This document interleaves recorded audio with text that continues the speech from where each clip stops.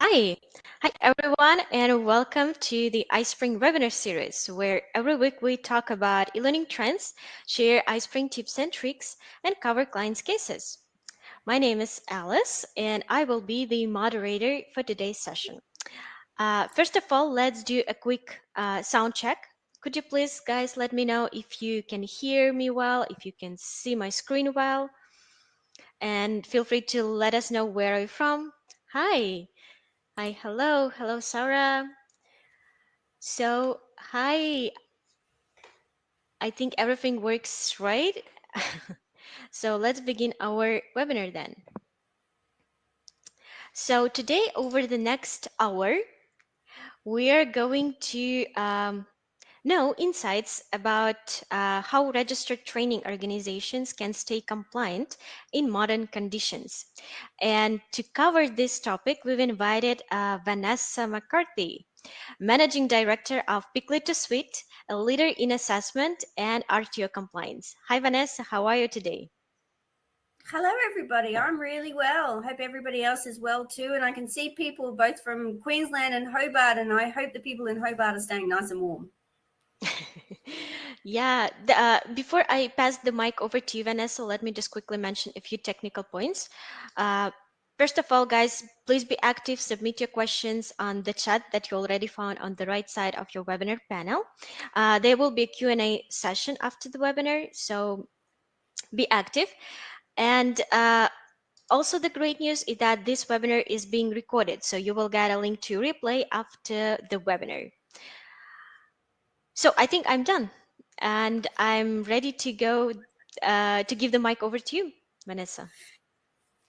Thank you very much, Alice. Hello, everybody. It's lovely to be here. Just to let you know, since I didn't put in the chat where I'm from, I'm sitting in North Queensland in Cairns, hence I've only got a short sleeve. So it looks like we've got a good selection from around the country. So that's fantastic to see. So Alice, are you going to put the presentation on? Yeah, Or I'll sure. click on it. I'll click on it. It's fine. Oh, she did it. Look, how wonderful. Yeah, it's already. Thank you. All right. So 5 ways to stay compliant. Now, you're probably thinking, well, that's a bit obvious. Just do what the standards say. Not so obvious for a lot of people. So I would like to just go through a couple of different areas and maybe different ways to focus on compliance in your RTO. So this is the table of contents for the slides. There's only 12 slides. So I'm really big on communicating rather than just sitting and reading a slide. So please, by all means, make sure you do use that chat box. So I'm just going to tell you a tiny little about me and my company and my product.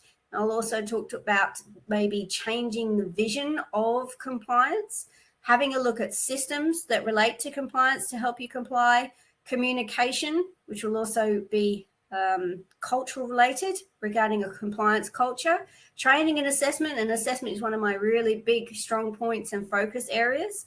And so too, it is for regulators. There are 3 high-risk areas in compliance, and the first one is non-compliant assessment. Then you've also got being student-centered as well as industry-focused. So if you're all ready to get cracking, let's get started. So just a little bit about me. I am not a registered training organisation, but I have worked in my 25 years experience in the industry. I am what you call an Australian business supporter. I support the vocational education training sector, and I support it through a number of ways. One is sharing as much information as I can in situations like this and on multiple platforms. I'm also sharing the ability to change the way people review assessments through an innovative online assessment review system I created, as well as I'm an author of the 101 assessment tips. So I'm trying to provide as much information of my experience. Obviously, it's not ChatGPT that sends it out. It's actually me and my experience, so that you all can learn from it and maybe enhance what you do, open up ideas of different ways of doing it. So I don't have all the answers, and I haven't been in every single situation you all have. You all have some of experience too. So again, we can work together with that one. All right, let's have a look at compliance vision. Now, I'm not sure if you can see these tiny little bits around the side, but we will go through them. The compliance vision that you may or may not have in your current organization has a big impact on how you actually comply throughout the organization. So if your team's vision and purpose are systematic and are actually focused on, yes, we comply, but it's a matter of daily activity, we don't actually see it as compliance for compliance sake, that's a great vision to have. If the team compliance vision is we have to comply or we lose registration and it's based on fear, that's not such a good vision to have. So how you're feeling and seeing compliance in your organization is one of your key ways of doing it, of make sure you comply.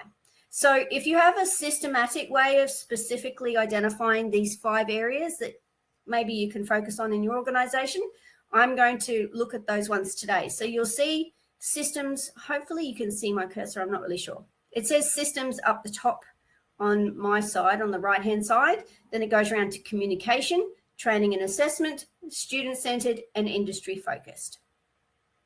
All right, let's have a look at systems.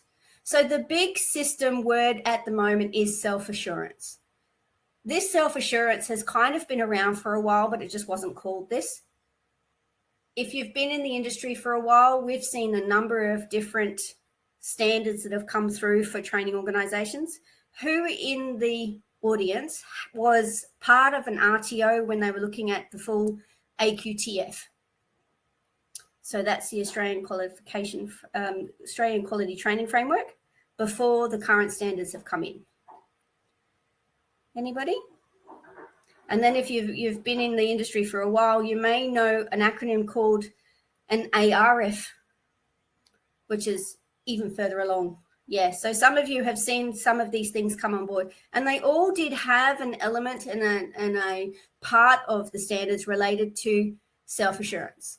So there is a couple of things I want you to really think about when you're thinking about a self-assurance system. The first one is to ensure you understand and you actually comply with the legislation, codes of conducts and standards, all right? And how you do that is how well you're tapped into where this comes from. So think of your alerts from ASQA. They do an ASQA newsletter. There are subscriptions to multiple sites to keep you up to date. Depending on your industry, you may have, for example, if you're in workplace health and safety, there is lots of alerts and information about what's changing in different industries. Even down to the point if your position in your RTO is just looking at training and assessment, training.gov has an ability for you to be alerted when something's been updated. So that's the first one. To comply in a systematic way, you have to have your finger on the pulse and get that information. The second one is how you can help your team regularly review your policies and procedures. Now, this is, again, one of those old things to say, okay, an internal audit or an internal review. First of all, make sure you have what's required by the legislation or the standards. And then second of all, check that it makes sense. So you may have a policy, a procedure, a checklist, some way of helping the rest of your team being aware of what is required. Okay. The systematic part to that is make sure you have a schedule to check those things. So it's one thing to have it, know what's required to have it, but then to actually make sure you check it on a regular basis. All right. The next systematic thing you should be aware of is the necessary resources required to actually deliver what you plan to deliver. Now, whether your job in the RTO is to support students, there is still resources you have to have that are related to compliance in a systematic way. So resources can be all sorts of things. It can be non-accredited information that you might send out for support to your team or to your students, or depending on where you sit in the organization, maybe to your industry to say, hey, we're supporting the skills being acquired so that you as employers can get the people you want out into the jobs. So if you have a look at what you do and then how you can then implement these things, you will end up having a systematic self-assurance process. All right. And the last point in for systems is keeping records. Most up-to-date everything documented as much as possible. Now, when I say documented, it doesn't have to be pen and paper. You can document through a verbal translation. You can have notes that you can record. You can have just general notes in your everyday working system, whether it be a LMS or a SMS, or there's all sorts of different things that you can have at the moment.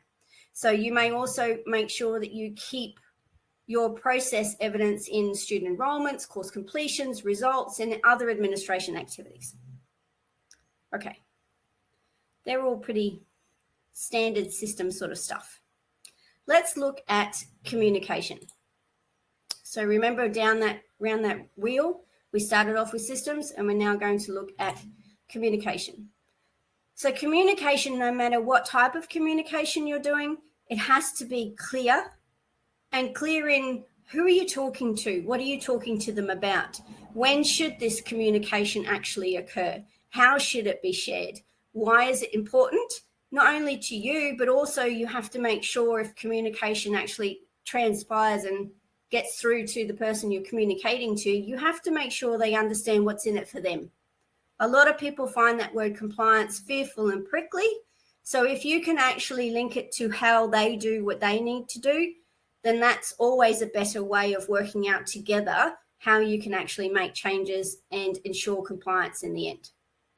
So maintaining communication in the team is one thing, maintaining communication with your students is another, and again, maintaining communication with stakeholders. So stakeholders could be outside influencers, it could be your employers of your students, or general industry people you might be a part of. So if you were delivering business and your industry might be your local chamber of commerce, so what you talk to them about regarding the courses that you run would be very different to what you talk to your students about and the courses that you run. And then also if you're talking to your team about their assessment and training tools, that will be different again. Okay, so the big area regarding protected communication, everybody has obviously seen lots and lots of information about hacking, scammers, the understanding of how data and content is transmitted through a variety of different platforms.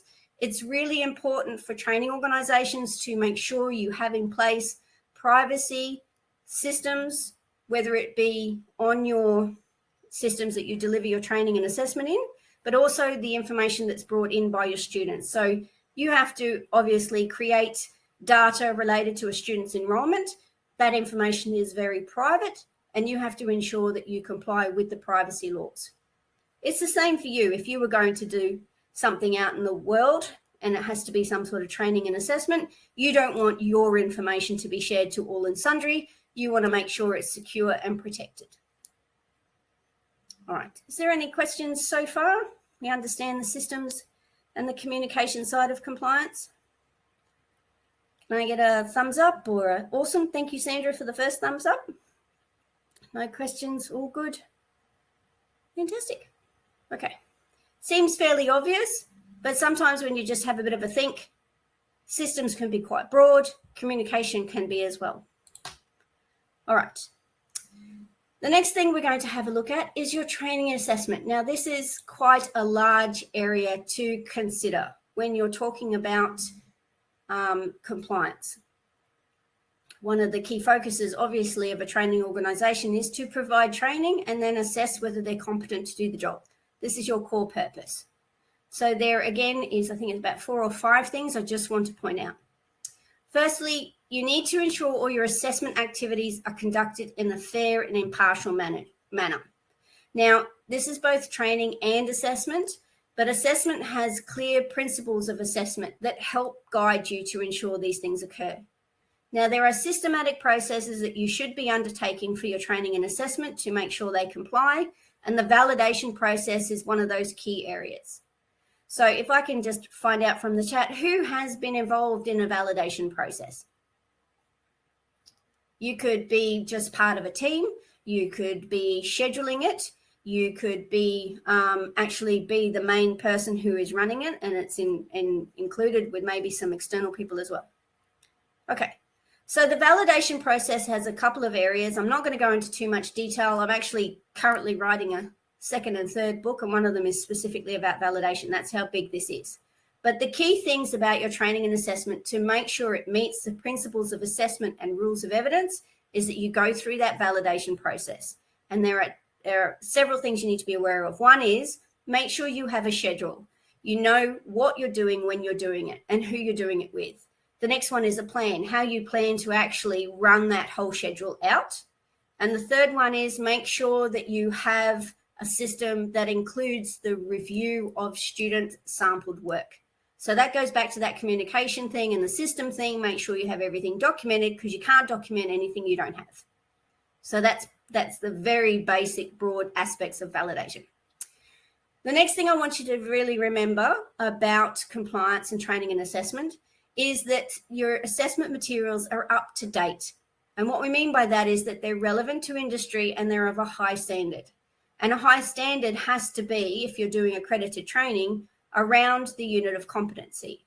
Now, even if you're doing, whether it's micro-credentials or whether you're doing non-accredited stuff, there has to be some sort of boundaries in which you ensure that you encapsulate what you want to actually get across, and that you don't go too far outside those, because then it gets very confusing for everybody.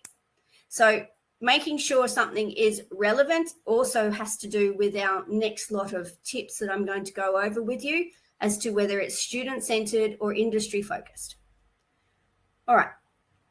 So there are lots and lots of things to be aware of with assessment in particular, but we can go through that at the very end. There's lots of tips, for example, in my book, 101 Assessment Tips.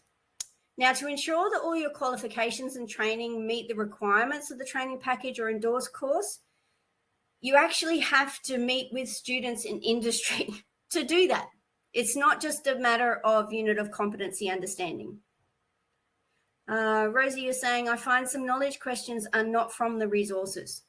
So do you mean that the questions that are in the assessment aren't in the learning material that's given to students? Just to clarify that question. Yes, I have seen that too many times. And sometimes that comes around because the assessor or trainer gives them extra stuff or doesn't give them enough inside that. It is down to a training organisation to ensure that they have trained them sufficiently so they don't set the student up for failure when they do the assessment. So training materials should also reflect, if you're doing a unit of competency or a module or whatever it happens to be, you should definitely have really good training material as well. Okay, now the big thing that from a systematic compliant point of view for training and assessment is these training and assessment strategies.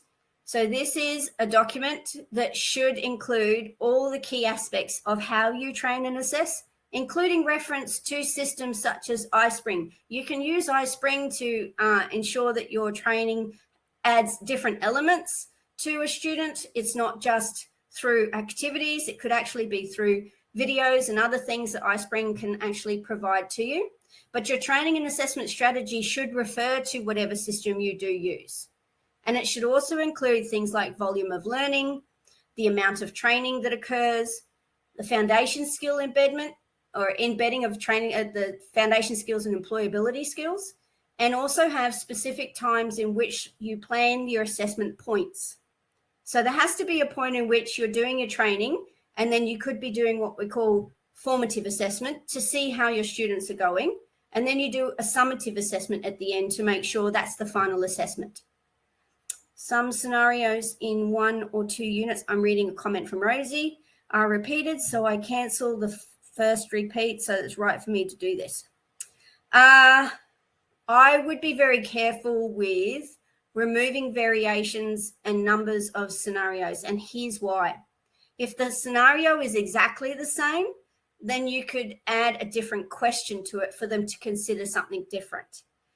A lot of units of competency require you to have different context in which a student should be able to do a particular task. And this is really important because the real world isn't fine and glossy and roses and rainbows, as they say all the time. Things happen. Technology breaks. People don't always show up. Somebody might say something different in an organization and they don't know how to deal with it. Scenarios are really good to have, but be very careful that the scenario is a realistic reflection of the workplace, and also any contingency problem solving things are always really good in scenarios too.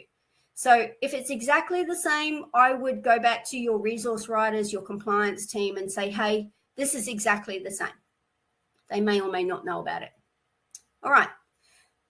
So the delivery of training and assessment has to be in accordance with your training package or your accredited course. And this again should be recorded in your training and assessment strategy. So if you are a trainer and assessor and you feel that it's boring and your feedback from your student is, then you can change the way things occur, but definitely talk to your team about why you want to do that. Everybody in an organization has a responsibility for compliance. And if training and assessment is your main area, then you absolutely are at the forefront of making sure that things comply. But compliance also has to be quality for your students and your industry as well. Okay. How are we going for time, Alice? Am I doing all right? Everything is good. Everything. I like that. Okay. Feedback's also another area for your training and assessment you must get close to. All right, let's have a look at the next slide. Student-centered. Now, obviously, you'd think this again would be an obvious one to ensure that you comply with, but lots of people tend to do assessment in particular to just get through an audit and just to be against the unit of competency. Now, units were developed to ensure, and same as modules and curriculum, it doesn't matter. They're developed to ensure a student obtains the skills and knowledge to be able to do something. Whether it's a job or an activity or a hobby, you're giving them that knowledge and skill to be able to do it and feel confident to do it. So everything you do in an RTO should be student-centered.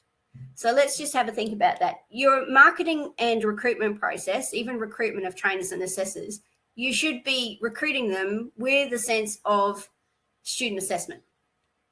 The next thing you need to make sure is if you're enrolling somebody, your enrollment processes and your enrollment staff should be student-centered. You're going to get a whole heap of different people coming through your door, depending on where you are and what you do, or it might be on your online is the same door.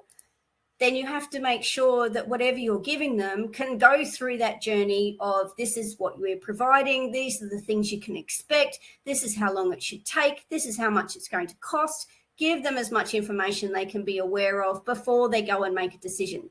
And every process you do systematically will comply if you have that focus. All right.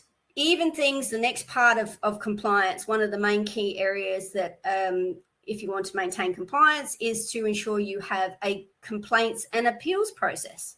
But don't just have a lovely sticker on your door or something in their handbook. Actually have one that includes the request of feedback.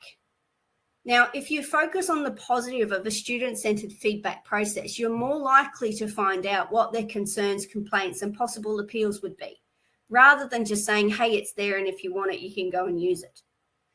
The other thing to be really mindful of regarding complaints and appeals is it has to be timely and it has to be fair.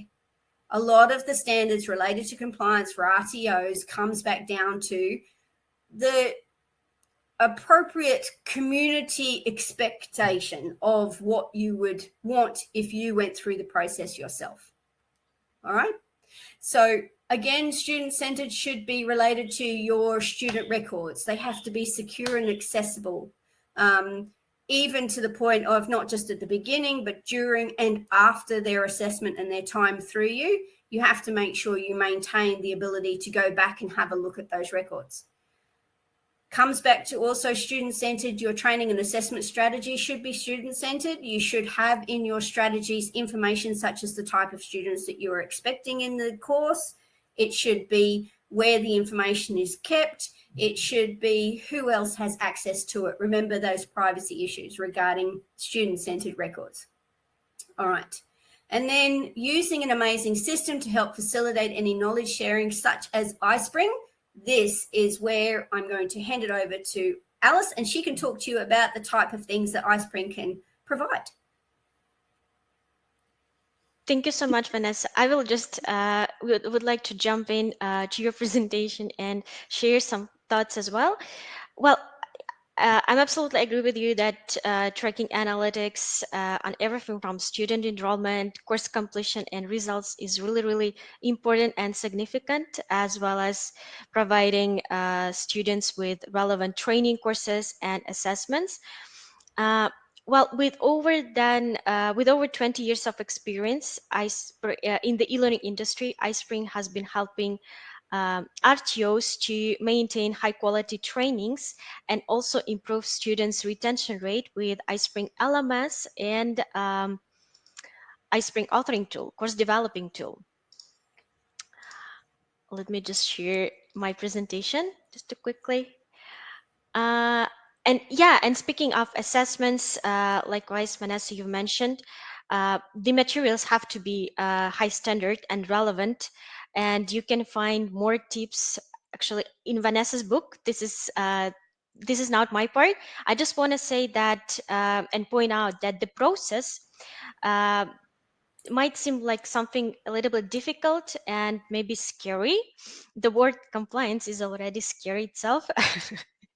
But with the right tools like iSpring, you'll be able to streamline the ways you build your trainings, your courses, your assessments, and the process will go smooth and hassle-free. There is a quick sample of an assessment created with iSpring. I will just quickly share it. Uh, you will see the link on the bottom corner of your webinar panel, and just take a quiz, enter your email address to receive your results. This quiz was created with iSpring Suite authoring tool, and it took me just 10 minutes maybe yesterday to create it, especially for this webinar. uh, yeah, so with iSpring Suite authoring tool, you will be able to create quizzes, interactive assessments from ready-to-go question templates and receive automated reports on student performance. So if you're interested in learning more about iSpring, give it a try.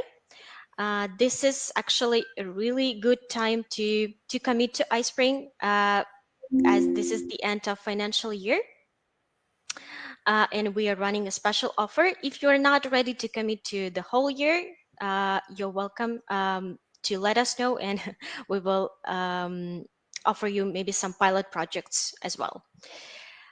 So I think I'm done, Vanessa, and let's start sharing your presentation now, right? Okay, I can go back to it. Look at that. Awesome. Thank you very much, I Alice. was quick. Yeah. So, if you're after a different way of looking at things and different platforms, please go and have a chat with Alice and her team. They're very nice people. And yeah, let's just finish what we were having a chat with. We've gone through systems and self-assurance. We've gone through communication, and that's based around everything. We've looked at student-centered approach and how you can include that throughout everything as well. So the next area we wanted to have a look at was industry focus. So you in an RTO are in the absolute driver's seat when it comes to making massive changes in an industry. I recently went to a meeting held here in Cairns for employers in one particular industry, and that was construction. So, and I was just down at the Gold Coast and saw that there was heaps of cranes everywhere in the Gold Coast too. So there is a variety of different construction. It's not just, civil construction. There's obviously residential construction. There's lots and lots going on. And these people I was having a meeting with, they were identifying the real key things that they want from organizations, such as training organizations and group training organizations, is to say, hey, with the people coming through you, there are massive things that we need you to focus on. And one that there are three that they kept picking up. Firstly was obviously skills in maths and basic construction related calculations. Now, to add a little bit of fun to math, because math, like compliance, can be very scary for lots of people. I, for one, still don't like a lot of math. However, I love statistics. You have to pick the bits that they like and really hammer it into them with a way of fun. So I know iSpring, Alice just showed us a really quick, easy quiz. There's nothing stopping you from having part of your training is to maybe make some gamification that is focused on your industry, so they are getting what they need, but also for the fact that you are giving the students an interesting way and then obviously assessing them later on to make sure that they comply with the unit, but it's actually industry focused. Lots of things I think that organizations, especially such as schools, are really missing. The key point here is they're focusing on maths that isn't necessarily relevant to students when they go to the workplace. I know I haven't used algebra like ever since I went to high school. Some organizations, some skills, some careers do, but if you know what your industry require from your students, then make sure that you are really reading the unit of competency. If there's a foundation skill about numeracy, make it real for your students, make it industry focused. All right, and that's just one example. Another classic thing, if I can just focus on numeracy, because I always think if there's an area you don't like, make sure you focus on it even more, because then you find out even more and you'll feel more and more comfortable with it. There are numeracy foundation skills in so many different industries that time is also one of those key areas, and it has a huge impact on industry, even so that people understand how to do a timesheet, how to know when to turn up correctly, how to get out of bed. There are some simple things that you can share with your students that are specifically industry focused and that also meet compliance requirements such as the unit of competency. Okay, let's also have a look at other things that industry focus could be related to. So if you're talking about staff and understanding training and assessment staff, you have to be industry current. And I know there's lots of people and lots of information around currency, and staff matrices industry-wide are an absolute disaster, but there's a reason for them to actually occur. So if you think first and foremost, I've given you a little diagram there of different ways you can think of your own currency that is industry focused if you are trainers and assessors. Let's think just generally as competent. Competent meaning you have the qualification or you have done this job before and can actually prove that you do know about the content that you are delivering and assessing. Then the currency part is how long ago were you doing that particular job? And if you didn't do the job for a while, but you do have your foot in it through in the industry, such as volunteering or as a speaker or as information that's sent out in an industry newsletter or something of that nature, that's also maintaining currency, but it's also getting the information back to you so that you keep up to date and relevant. So you'll also see down the bottom of this circle, it actually says qualified. Now, that's slightly different to competent and current because qualifications are a formal recognition. And we all know that as an industry for vocational education and training, it's really important to recognize those informal areas. The qualified is the formal one.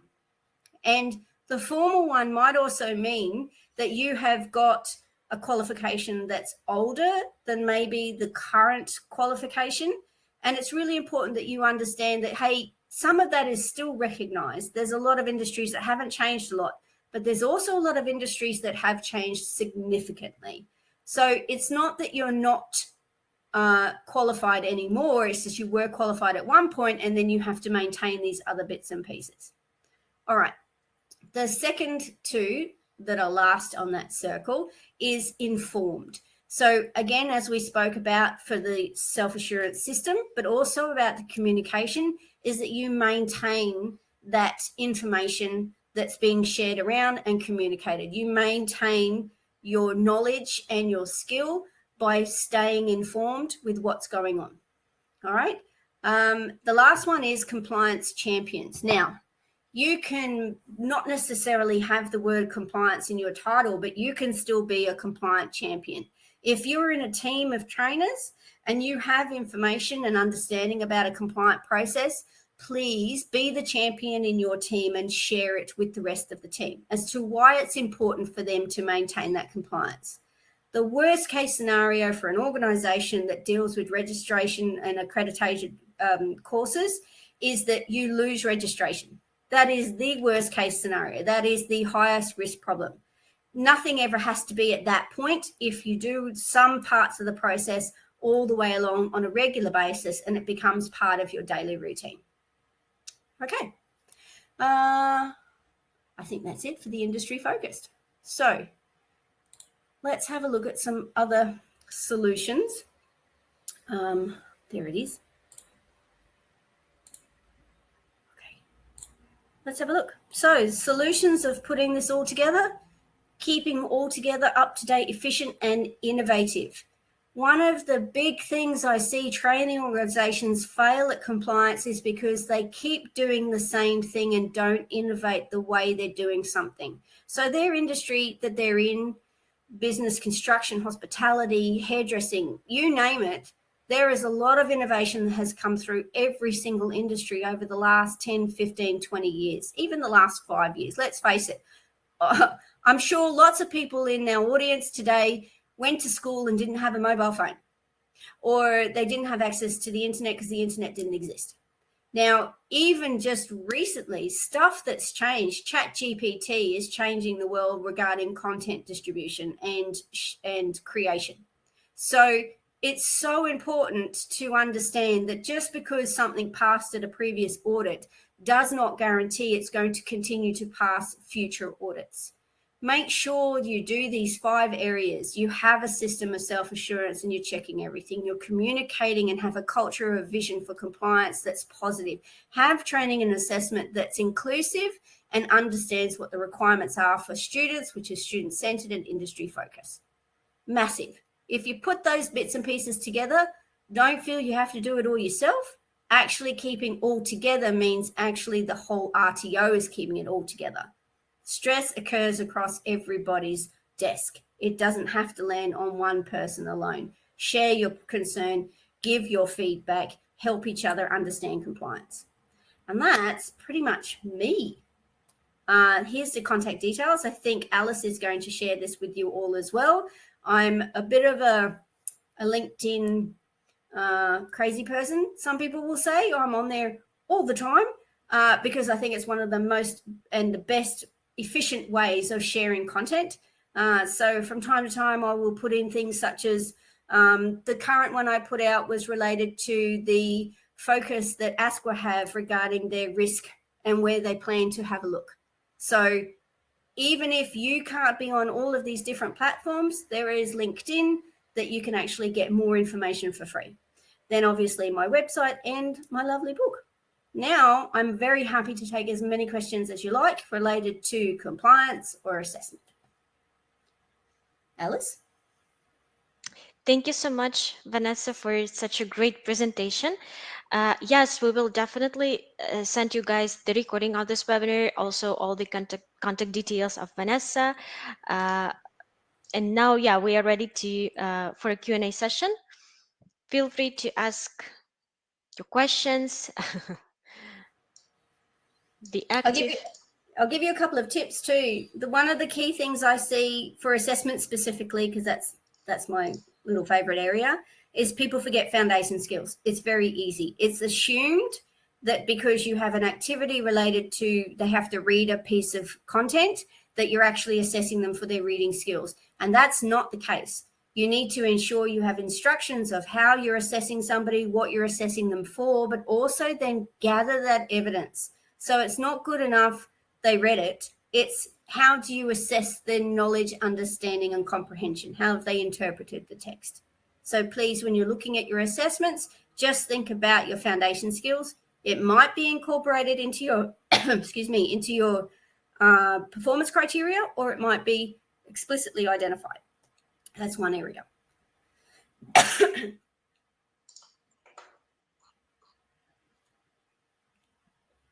You're welcome, Vishnu. Thank you. Anybody have any questions? can get blurred when looking at information. Definitely. Shari, you're welcome, Beth. Thank you, Mark. They can be very tricky. Foundation skills can be very tricky. If you're on LinkedIn and you have foundation skill question, just send me a message. That's no problem at all.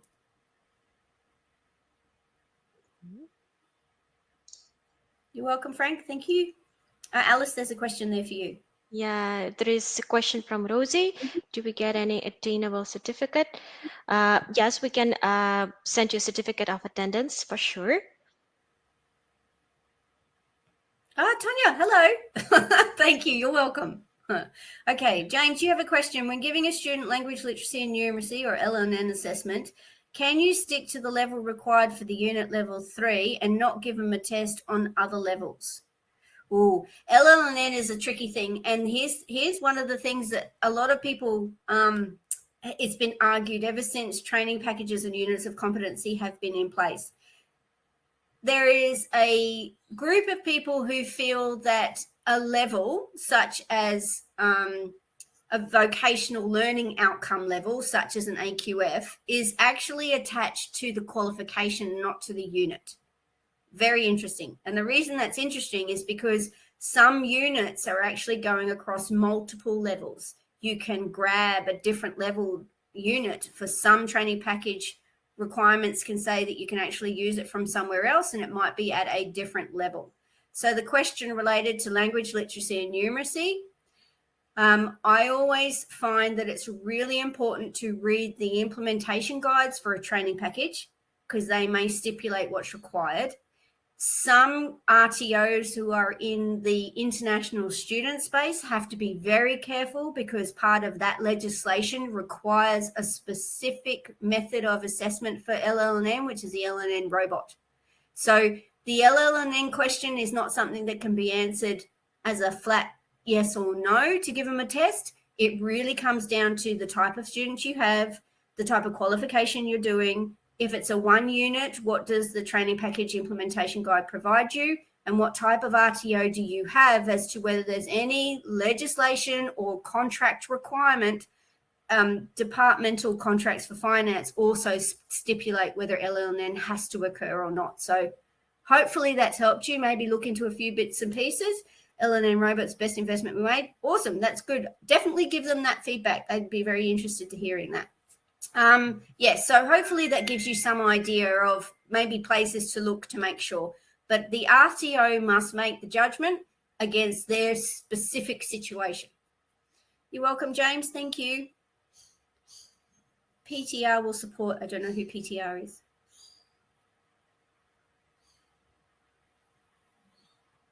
Yes, it's the same question. I don't know what PTR is. Sorry. Sandeep, if you can. Pre-training review. Oh, like a learning needs analysis, that sort of thing to check where they're at. Yes, definitely. See, there's different ways you can capture their language literacy and numeracy skill. It doesn't necessarily have to be a test. But again, please check your circumstances as to what the requirement is. Okay, Sarah has a question. Can you allow a student to enter a call based on the LLN assessment, but the candidate is below the LLN requirement? The idea is the candidate can gain the level through study.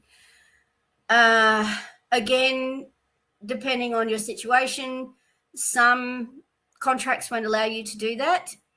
The other compliance, overall compliance status from my point of view would be if you have a student and they're low in a particular part of their language literacy and numeracy, for example, they have great math and they have great communication, their language is fine, but their literacy, their ability to read content is okay, but not at a great level. You can actually adjust training and assessment to suit so that they learn better that way, but you can also provide them support. There's plenty of support activities, systems, and consultants, I guess. There's lots of ways you can actually support the LLN in the classroom, but also before they start. So again, talk to your team. If you have specific students that have got, they all come in with a particular area that's low, such as English is their second language, for example, then maybe there's a way you can assist them and provide the training and assessment to support them getting a job as well. Okay, that's the idea. Okay. Okay, there's another question. I get much more out of the informal conversations with the participants. So some can pass the LNN reading is great, but unable to hold conversation, especially with a CALD participant. So, Kalia, I'm sorry if I've pronounced your name wrong. Any conversation you have your student, informal and formal, is really relevant to the type of delivery and assessment that you might do.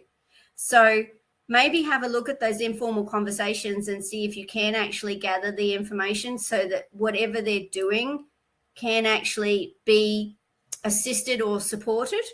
Some people are generally shy and they don't want other people to be around when they're holding a different conversation, but be very careful with that, because if you're trying to get them through a course that requires a significant ability to communicate in different situations, then you have to make sure they have the skills and knowledge to do that. So it might just come down to practice and more activities online or in the classroom, and tap into how they learn best, but also give them the experience to enhance that skill they're not very good at the beginning. Okay. Is that our time, Alice? Well, thank you so much, Vanessa, answering. Oh, there is one more question. Okay. Sarah, if the trainer does not hold the current unit of competency, what would be a minimum, in your opinion, of currency required? So if they've already got a qualification that's older, then you need to do a review and a gap analysis between what they hold, both experience as well as the unit, and what they're required to deliver and assess, and check it that way. You still have to ensure you have a system and a process to check what they have against what they're actually delivering. And the training and assessment area is very tricky related to that, so please be very careful. Diploma of Quality Audit qualification. So they're delivering the Diploma of Quality Audit, but they have an older version. Then I would expect, from my previous experience also includes government auditor, I would expect to see how many audits they've actually done and how have they maintained themselves to ensure they have the most up-to-date legislation and have put that into their practices related to audit.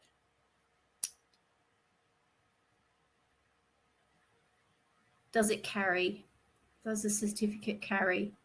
You mean carry any relevance? Not really sure. Yeah, all experience carries relevance to some degree. Absolutely. I mean, the only difference you would be there is if you had a certificate to do a particular mechanical activity that no longer exists, meaning the innovation has gone so far that it's all done through a computer system now. So that their knowledge and awareness of how a system occurs would be very relevant, but their actual practical use of those skills might not necessarily be relevant anymore. After this course, do I have to do any more for compliance? I don't know your position. Sorry, Rosie.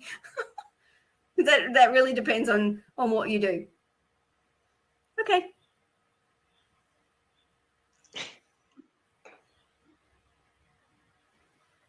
Yes, if you're a trainer in healthcare, then yes, you would still need to do more in your compliance area. This is basic compliance over your whole system, but you as a trainer in healthcare, there would be a lot more compliance that you would need to make sure you're up to date with. You're welcome, Sarah. Thank you. Okay. Thanks, Alice. Yeah, thank you so much, Vanessa, for answering questions. Thank you guys for being so active. I think, Vanessa, you covered all the questions, and it's time to wrap up our session for now.